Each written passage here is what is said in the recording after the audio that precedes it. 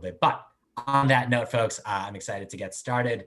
Let's start with Brian. Brian, why don't you introduce yourself? Tell us a little bit about yourself and core insights.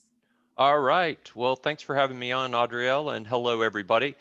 Uh, my name's Brian Brandt, and I've got a master's in global leadership and a bachelor's in accounting. And I don't use the accounting at all, so please do not ask me any accounting questions. That is a very dormant major for me. But I've got a company called Core Insights, and we are all about developing stronger leaders and stronger organizations. And we do that through a lot of training, typically focused on leadership and communication and organizational culture. We have a speakers bureau, so we speak at conferences that are in person back before COVID, and now we are on Zoom a lot. And then we do a lot of coaching, a lot of one-on-one coaching. Sometimes it's career transition. Sometimes it's, this morning was on public speaking, preparing somebody for a big speech. Sometimes it's leadership coaching and things like that. And then we have some books on different leadership topics. So we're usually in that leadership and communication and organizational culture space.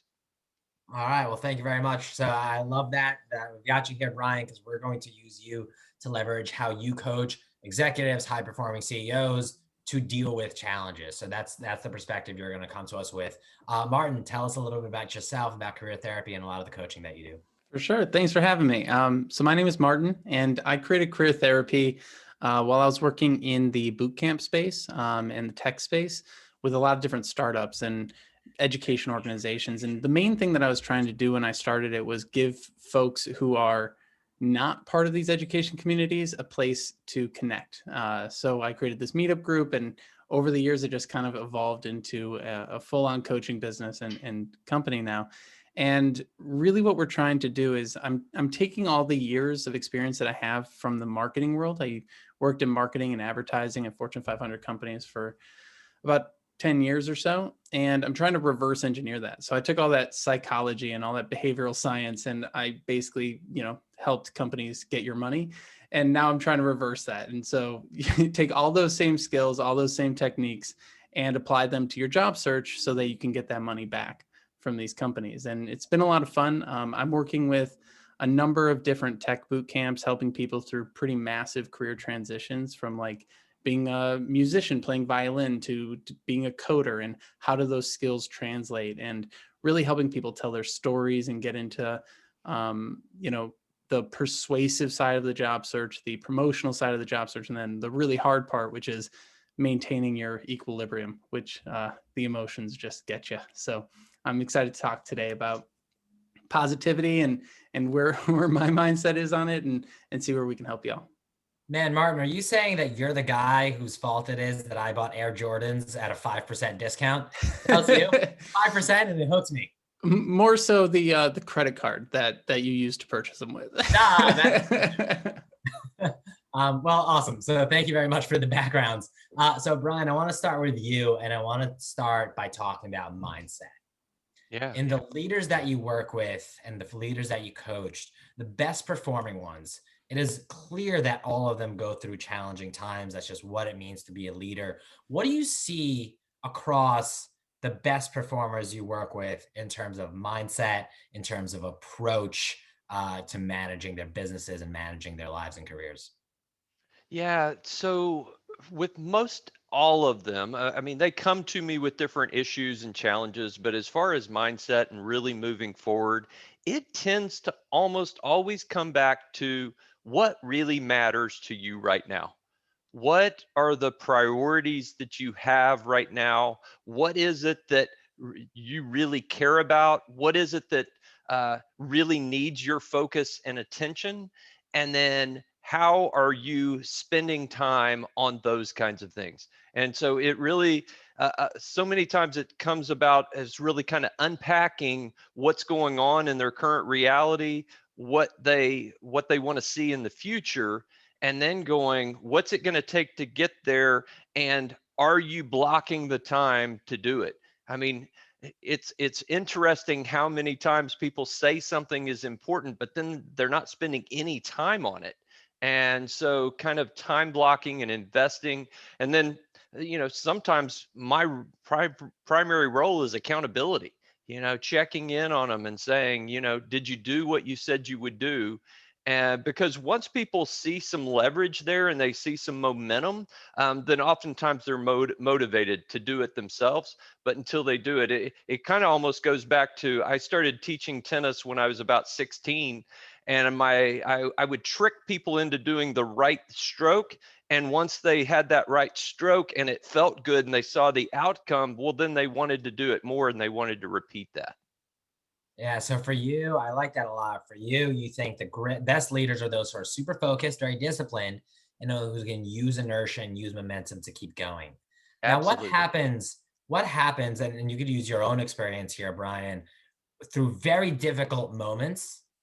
How do you coach leaders to bounce back? Now, you could share an example of one of the people you coached, and when they were hit really hard, a lot of people, pretty much everyone on this call just was hit hard because they lost their job one day. Yeah. That's a big hit. And I know COVID hit your business very big. So you can either give it in the example of one of your clients and what hit them and how they dealt with it, or in your own business, what did you do when COVID hit and all of a sudden things changed big time for you?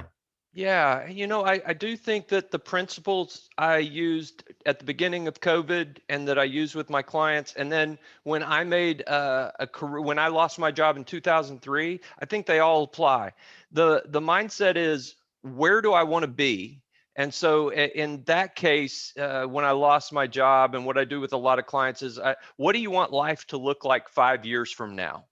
And then asking the question after you answer that, asking the question and answering, what do you want to do more of? What do you want to do less of? This is an opportunity to kind of recalibrate.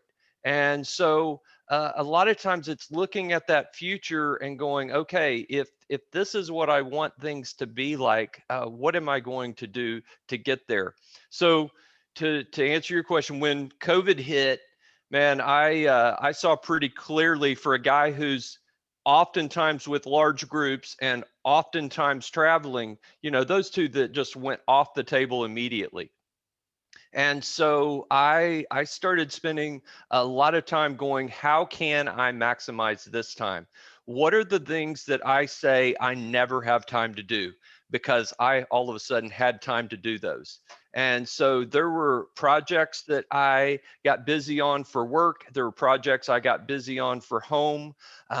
I personally, and we'll probably get into this a little later, but I walked about 10 miles a day. And most of those times I was on the phone with somebody. Sometimes it was to check in on a client. Sometimes it was talk to a future client. Sometimes it was to connect with people that I worked with 25 years ago.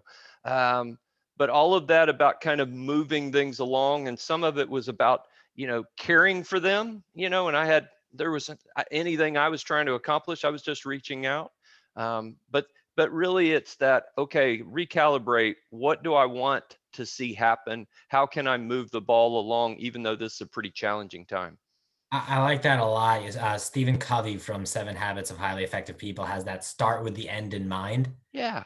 That's what great leaders do. They start with the end in mind. So it's the same thing here. All right, so this is where I am, but where do I want to be? Where do I go? Right. And we're going to talk about specifics for that. Martin, I want to get you here. You work with a lot of people at transitional moments, folks who come out of a boot camp. They just spend a bunch of money and a bunch of time and say, bam, like I'm a data scientist. And you've got to tell them, congrats, bam, you're a data scientist, but it's going to be a while until somebody's paying you to be a data scientist, because that's just the statistic, right? It's going to be months, sometimes up to 6 months, sometimes more in great economies, until they're actually hired. How do you work with clients right at that transition moment to sort of prepare them and to help them take advantage of what's going to be a longer journey than maybe they might expect at first? Absolutely. Yeah. Well, the first thing is you said, boom, I'm a data scientist. I wish they had that mindset. They come out of a boot camp that they just spent so much money on and so much time on. And the first thing they say is, I recently graduated from a data science program. And I'm like, what? What are you talking about? We got to talk about what you do, not what you did. And so the first thing I have to do is actually convince them that they are data scientists, like convince them that they are coders, convince them that they are these things. And the imposter syndrome is incredibly strong. So that's a really big piece of it, is to kind of not only just sit with them to manage expectations, which is a huge piece of it, but to change the way that they view this industry that they're getting into. And one of the weird things that I have to do is almost like bring down the excitement that they had going into this program and that they had getting into this new field and changing careers.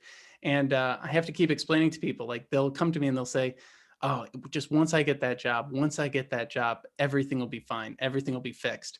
And I'm like, no, it won't be, because remember the last job that you thought that that was going to be the thing that happened? As soon as you got into it, your boss was a jerk, or this coworker isn't really friendly. And things might be great for a bit, but then they always plateau and they always change. And even if you stay in the job for 10 years, your coworkers will change, your boss will change. So this role is going to change. And so I'm constantly reminding people that things aren't as great as they expect them to be, but they're also not as bad as they think that they are. So what we're going through in the job search feels horrible a lot of the time. We're getting rejected. People aren't getting back to us. People are saying, oh, I got ghosted. And I go, ghosted? Tell me more about that. And they go, well, I haven't heard back in 3 days. And I go, 3 days for an employer feels like a minute. 3 days for a job seeker feels like an eternity. And so managing all of those expectations, all of those expectations, all of those emotions, and really setting a solid baseline that is based in reality, not in all of this other stuff, I think helps people last the 6 months, last the year that might happen in bad economies.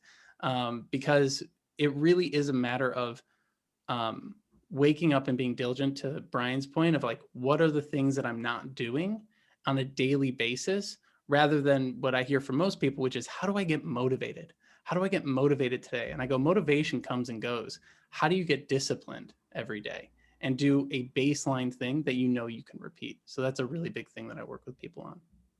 Guys, you can tell Martin's passion. He got choked up in the middle of that. he just loves this, loves the work so much. Martin, I want you to, and Brian, I'm going to ask you a similar question after this. But Martin, you said, how do you stay disciplined, right? Motivation comes and goes. It's how do you do, we had a book club a week or two ago about the book Atomic Habits. And in that book, they talk a lot about being a systems thinker, not a goals thinker. Meaning, what do you do every day in order to continue to get better? Not like, what's this one thing that's a month or two away? What are some of the systems or the habits or the actual building blocks of discipline that your clients put together that bring them positivity and energy and success, whatever that might mean? We'll start with Brian. We'll start with Martin, excuse me, and then we'll go to Brian for a similar thing. But what are those building blocks, those daily actions, the things that you're most successful, whatever that means to you? Maybe they get a job faster. Maybe they just have a better outlook, whatever that means to you. What are they doing? Yeah, well, the biggest thing is networking and doing it in a sustainable way. So everyone talks about networking. You have to network. You have to network. You have to go become an influencer online. People say a million different things. When in reality, to Brian's point, it's just getting on the phone and talking to people, right? Every single day. And not worrying is this person going to give me a job? Is this person the right person to reach out to? I'll have people spend 2 hours looking through lists of people on LinkedIn, and then they never reach out to anyone. And I go, what just happened? And they go, well, I didn't find anyone that I thought I would click with. I go, you have no idea if you click until you're in that conversation. So the people that tend to take the job search from 6 months down to 3, or from a year down to 6, depending on what's going on, those are the people that every day they're going, all right, I'm going to go talk to more people. I'm going to go talk to more people. I'm going to just figure out how to get into this industry. And the reason that works is, number one, the more exposure you have, the more opportunities you have, and the more people you meet, the easier it is to get referrals and things like that, versus job boards, which is so impersonal and robotic, and literally robotics. Robots are reading your resume. And so, and then the other thing is the emotional side of things. If you're just sitting at home, and this is something I experienced as a coach, I'm talking to people all day, but I'm, talking about career stuff. And then I turn around and I'm just by myself at night thinking about my business, and I start getting really negative about it. I got to go talk to other people and like get out of these cycles in my head. And my favorite thing is when someone goes, oh my gosh, I'll never be able to get that job. That job seems so hard, so difficult. I'm imposter syndrome, all day. And then I go, have you ever talked to someone who has that job? Or are you just looking at the job listing? Because the job listing is a lie. Like, it's marketing, it's BS, it's Frankenstein from 7 other things. Have you ever talked to a person who has that SOC analyst job or whatever it is that you're going after? And the person goes, oh no, I haven't. I don't know anyone who's in this role. And I go, so this is like a young advertiser wanting to be Don Draper, thinking that the world is this, like, the advertising world is this magical place. And then you get there and you find out you just send emails all day. Like, I said, go meet a SOC analyst. And this person comes back and he goes, so I met this guy, and the first thing he said is that this job is super boring and I could totally do it. And now I don't even want that job. I want this other job. And I was like, see, like, you built it up in your head so much that as soon as you talk to a real person, they could pop the balloon, show you reality, and everything becomes easier after that. And he just got a job last week. So those are the things that for me really help, is to, like, the internet is going to blow everything up. It's going to hype everything up. And then we need to step away and talk to real people to remember what reality looks like. Brian, I want to come to you in a moment, but Martin, just a clarification. Do you advise that people set parameters or goals or actual, like, a number around something like networking? Do you say, hey, pick a number and then hit the number? Or, networking, you could do that 8 hours a day. You could do that 12 hours a day. You could do that 2 hours a day. And for any one of those, you might have similar results. How do you suggest somebody measure whether or not they're networking the right amount? Or yeah, I make them pick the number, because if I give them the number, pick a number, right? It's yeah, well, 5 or 8. a number of outreaches, not number of actual meetings, because we can't control who responds to us. We can only control who we reach out to. And so if someone says, I'm going to meet 5 people this week, I'm like, okay, do you know what that means? And they're like, what does that mean? I go, you're going to have to spend like 50 or more, like, connection invites. And they go, oh, okay, no, I can't do that. And so I want it to be realistic to you, right? The best diet is the one that you'll stick to. The best workout is the one that you'll actually do. And so I say, how many emails can you actually send a day? Like, in this, it should be pretty simple at some point, but typically it's pretty small at first. It's like, I'll send 5 emails this week. And then as they get comfortable with it, it'll go up to 10, it'll go up to 15. And then there's constraints with how many meetings can you actually take a week, which it should always be more than what you think. But hey, I work with where people are at, right? If someone's an incredible introvert who has panic attacks like I used to when networking, I'm not going to say you have to go reach out to 70 plus people. But if you are already in sales, I'm like, what are you doing? Double it. Like, let's get more out there. Brian, what about you? What are some of the things that you've seen great performers do in long-term periods of challenges that allow them to be successful, whatever that means to them? Maybe a little better energy, a little more happiness, a little more comfortability, a little more success at the end of the road. What are some of the building blocks of discipline that your clients put into effect every day? Yeah, so I'm going to hit it twofold. One is specifically on the job search front. It really has worked for them to help them and brainstorm who is it that they know, really thinking through all of their connections, really thinking through, like, who did you work with 20 years ago? Who are some of your vendors that you used to pay big money for? Who are some of the people that you've helped in different ways, maybe with their career transition and all of that?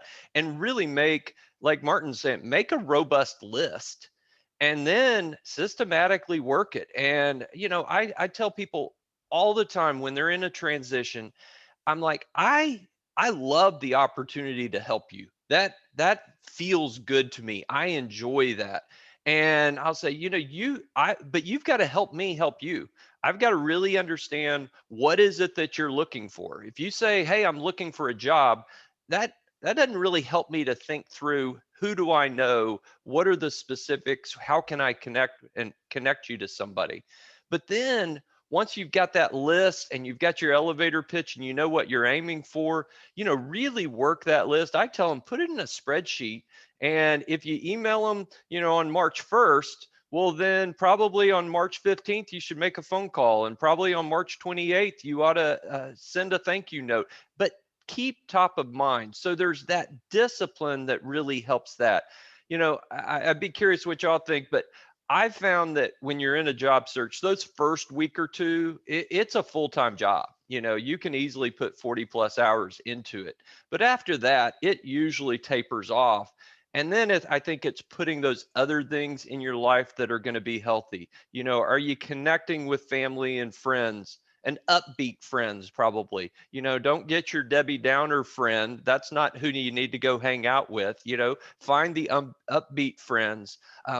I find, like, during the beginning of COVID, I listened to a ridiculous amount of comedians on some of my walks because I needed that laughter. By laughing and smiling, it got those endorphins moving, and that was good and healthy. And again, I was outside a lot. I was getting that fresh sunshine. But I was also working on projects.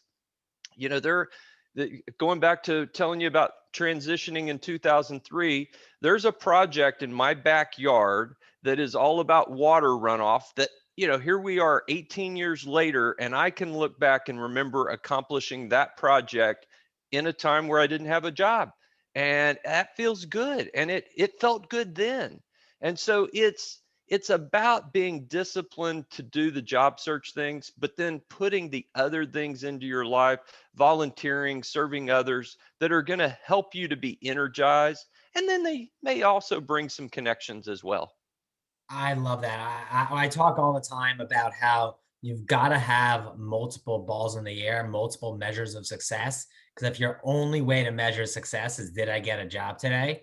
Yeah. And you count yourself as a failure day after day for 4 or 6 or 12 months, what are you doing to yourself? Like, there's more than, did I get a job today? There's, did I exercise today? Did I reach out to somebody today? Did I laugh today? And then specifically, what does that look like? I told myself, I know somebody on here is doing a 5 mile a day walk until they can walk all the way down to Georgia. Like, did I do my thing today? Did I hang out with my kids? Cause, like, let's be real, I've got time. Did you succeed on these multiple levels today? Uh, Now there's the reverse side of this. There's negative habits that we can have. There's bad is probably the right word to use, mindsets that really drain on you. And I know this is a difficult thing. And for everyone on this call who's a professional, who's been a professional for decades, and then all of a sudden, like, you're just not the job you've been saying you were, that is a tough hit to your identity, to esteem, and it's easy to spiral. First, Brian, then Martin. What are some of the negative habits that people have, that you find people have when going through difficult times, and be specific as you can? And if there's a way you help people get out of those, break out of those, what does that look like? Yeah. I, I do think, I mean, it's almost the flip of what I just said. It's not being disciplined to do the things that are going to help you move your career along. It's focusing too much on the past. I mean, certainly we need to assess our past, but then we need to move on. And again, if we're beating ourselves up, or hey, what if, or I should have, those kinds of things. But this really is, have that opportunity mindset. This is an opportunity to make things better than they were. Like Martin was saying, everything wasn't perfect when you were fully employed, I'm sure. And so try to take advantage of this opportunity. But then also, yeah, beginning of COVID, I dropped some weight that traveling around eating too much fast food. So I was at home cooking, and I was exercising more. And so using this as an opportunity to address some of the things that we haven't addressed, and just, I think, flips it and makes it, hey, this can be a positive experience. And again, with the mindset of putting you in a better place. The other thing, I had a guy over lunch yesterday tell me that he remembered something I said in 2018, where he started looking at what are some other things that I would like to do with my career and with my life. And during COVID, he went to a 4 day a week work schedule. And so he started a new company that matched up using some of the natural talents and natural abilities and acquired skills that he had. So just kind of resurrecting some things, and allowing yourself the freedom to dream, and taking advantage of those on both personal and professional and relational side. Yeah, I think just very simply around exercise is one small thing that it's easy to put aside because there's a line my mom always used to tell me: if you want to get something done, ask a busy person. Right? If you got to be at the office by 8:30, well, you got to start your workout at 7 so you can shower at 8 and you have breakfast. Like you got to schedule it in. If like you can kind of wake up at 8 or 9 or 2 p.m. Like if you can kind of do that, it's much harder to do these things. So making sure exercise is scheduled in there is one small thing that is easy to skip, but so important to do. Martin, what about you? What do you find some of those negative spirals that the clients that you work with go through and how do you coach them out of it? Sure. Well, the one thing I want to hit on that you just mentioned was like starting your day at the same time. I've been running my own business for quite some time now, and you're right. Like I used to just be like, well, when's my first call? I'll wake up an hour before that, and like sometimes my first call's at noon, and I'm like, why did I waste the whole morning? And so I actually started doing a live stream at 8 a.m. every single morning on LinkedIn in order to give myself a deadline to get the day started. And so that's something that like once I did that, a whole bunch of other habits started forming around it that I wasn't even like expecting to happen because I set just one stake in the ground of like, at least I know I'm doing this at this time. So that was super helpful. But when it comes to the negative habits, I do think being around the right people is pretty huge. Career therapy actually started the same time I got laid off from my last job. The business repositioned away from careers, and so the whole careers team was let go.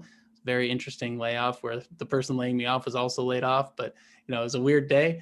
But we also kind of knew it was coming, and I remember like I had already, because I sort of had a little radar up, I was like, I feel like I need to connect with more people. And I created a meetup that allowed me that actually the first meetup was the weekend that I got laid off. So I got to my first meetup for career therapy and I was like, hey everyone, I guess I need this too. How y'all doing?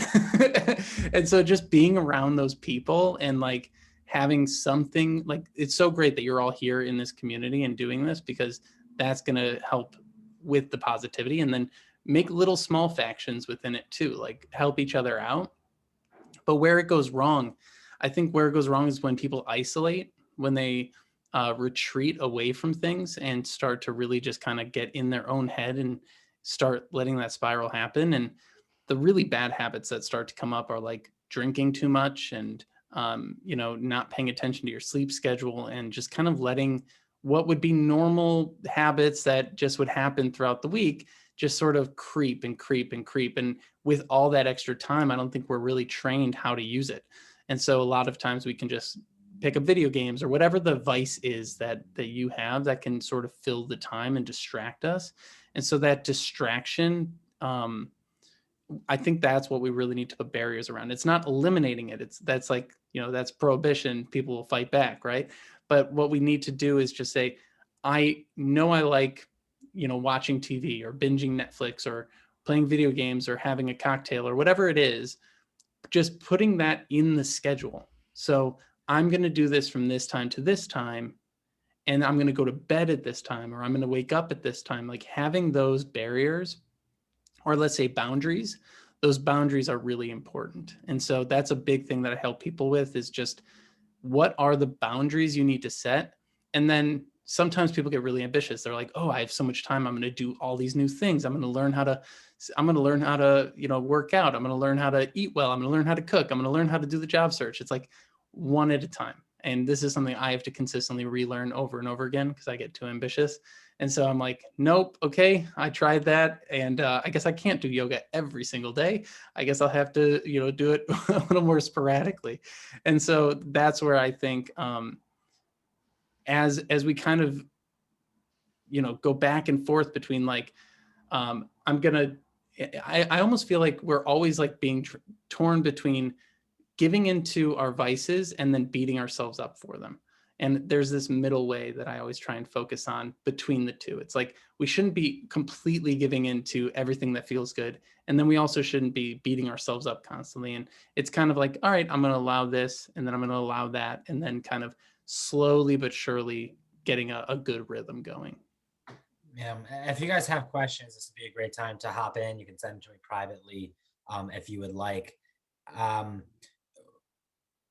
Okay, so a question just came in actually. Great. Let me quickly summarize that because I like it and then I'll ask the question. But as a quick summary, I think the context and the importance of boundary setting and time blocking is very, very clear there. Martin, your example of by 8 a.m., you got to be up and you got to do your live stream. Any of us can have a version of that. Any of us can have, well, by 8 a.m. or 9 a.m. or at the latest 5 p.m. is when I finish my whatever. I do X, right? I know for some of us it's exercise. For others, making it a little more public, meaning I have to get up and write my LinkedIn post, or I have to get up and do whatever, start writing my blog, or whatever the thing is. We can have that first thing of the day, and we can have that last thing of the day. And Brian, I totally agree. Using this as an opportunity to move into the more positive things, into connecting with other people, into focusing on exercise, and making sure, like Martin said, to do one, maybe two, not 8 of them at once is really important. So the question that came in is, what's the best technique that Martin and Brian give the clients to get out of a bad day or a rut? Do you just throw in the towel for the day because maybe you just got a few rejections and, screw it? Or do you keep plugging away? We'll go to Brian for that one. Brian, if you talk to somebody and someone's like, man, my best employee quit and I lost a big contract and my dog ran away and I had to chase it around for an hour. And it's only 2:00. What do you advise me to do? Throw in the towel and go grab a beer and watch Netflix and take the day off, or get back on that horse, son. You got this. Both of those are kind of extremes, but what would you tell somebody? Yeah, that's what I was going to say. I was like, I think you picked some extremes there, but really, I think first of all, it depends upon how are you wired. I mean, there are some people that, man, when they get hit, they need time with people. And then there's other people that when they get hit hard with something, they need time alone to process and to reinvigorate. I'm one that I need physical activity and time with people. And so oftentimes that'll mean, hey, I'll grab somebody to go for a walk. In my younger days, it was always go for a long run with somebody, but those days are over. But it's really unique to the individual. And so making sure you understand how are you wired. But to Martin's point, it's, set a time for it. I'm probably not going to go on a 4-hour walk, but I'm going to go on a 1-hour walk, maybe a 1-hour walk with somebody, and then I'm going to get back after it. That tends to be my approach. Yeah. I want to ask a little bit in the last few minutes about philosophies, because tactics are great, but they're kind of got to be unique to everybody. Philosophy, if you don't know what to do, is something you can keep coming back to. So I want to ask both of you the same question. And as a reminder to everybody else, when we break out into our networking groups in 5-8 minutes or so, I want you to have that one thing that you do or you want to be doing to combat rejection or a tough time or a difficulty or something like that. So my question is about philosophies that you might have for yourselves. I know both of you are coaches, and I was speaking to a coach earlier today. I was like, your LinkedIn's kind of confusing. I'm not totally sure what you do. And she goes, yeah, the shoemaker's kids never have any shoes. So I know we don't always take our own advice, but so I'm going to ask you specifically what are philosophies that you come to. I'll share one of my favorite just stories as you think about this. The thing I come back to all the time after failure over and over again, I track, so I'm an entrepreneur, we're trying to raise money. I track investor rejections. I've gotten rejected from 17 companies in the last 4 weeks. And these are companies I had a phone call with, not just sent an email. So it happens all the time. The thing I come back to all the time is one of my favorite sports facts ever, which is if you count all the shots that Kobe Bryant missed in his career, he would have, and you put that on a list, it would have been something like the 70th most shots taken in the history of the NBA. Meaning, Kobe Bryant is a legend, not because he hits a lot of shots, but it's because he takes a lot of shots. He has missed more shots than most people have ever taken. And that is one thing I come back to over and over and over again, personally, when I miss shots on goal myself. We'll start with Brian disappeared, so I guess we're going to start with Martin. Maybe it was an epic sneeze. I'm not sure. Epic sneeze. We'll let Brian recover for a moment then. Sure. I think the house is shaking. We'll go to Martin. Yeah. We'll go to Martin. to talk about philosophy, and then we'll go to Brian. Well, I'm always a fan of the phrase or the serenity prayer that says, "Give me the courage to know what I can control, the grace to let go of the things that I can't, and the wisdom to know the difference." And I feel like that's a huge piece of the job search, right? I actually got into an argument with someone on YouTube the other day, and they were like, "The job search is broken. This is all BS. Why are you saying accept it instead of fix it?" And I go, fix what? Like, how are you, the job seeker, going to fix it? And he's like, I don't have an answer to that, but here's all the problems. And it's like that person that goes to the boss and it's like, I don't know, or here's a whole bunch of problems of what's happening at the company. Okay, do you have any solutions? No, I just wanted you to know the problems. It's like, no one wants that person on the team, right? So I'm like, unless you have solutions, and you can actually affect change, which I guess the only way to do that is to get the job and then get on the hiring team and then start changing their hiring practices, which is a very active tactical thing to do. You really shouldn't be worried about it. Oh, I have to upload my resume and then retype it. Okay, you either do it or you don't. It's not a good or bad thing, it just is. And that ability to let go of things that are outside of your control and only focus on what is, like for me, I work with schools. Their application process is terrible. So sometimes I'll sit down to fill out the application and I open their webpage and it's a pain in the butt. And I look at it and I'm like, nah, I'm just not going to work with this school. And I just move on to the next one. They lost out. And so that mindset for me of like, I'm only really going to get invested emotionally on the things that I can affect is helpful for me to keep my sanity. And then realizing that, kind of as a footnote, everyone else's life is a complete mess. All right. So you look at other job seekers, oh, they all have it together. You look at the person who gets the job, oh, they got luckier. They did something I didn't do. Or you look at someone who has a job, they're probably just hanging on by a thread. Or you look at the company and you're like, that company looks so amazing. I can't wait to work there. It's my dream job. It's not. They are running around with their hair on fire too. Like everyone is running around with their hair on fire to some extent, maybe some more than others. But to look at the world as everyone's perfect Instagram, highlights, whatever, I just don't find that to be helpful. And so I'm constantly every day reminding myself that I might be struggling on certain things, but other people are struggling as well. And that kind of makes me feel less alone in the struggle. Yeah, I like that. The serenity prayer is a strong one that I've stuck to. I just dropped it into the chat. And that's an easy one to stick to. It's, it's sometimes screw it. It is what it is. And let's keep going. Brian, what about you? What are some philosophies, quotes, or practices that you come back to?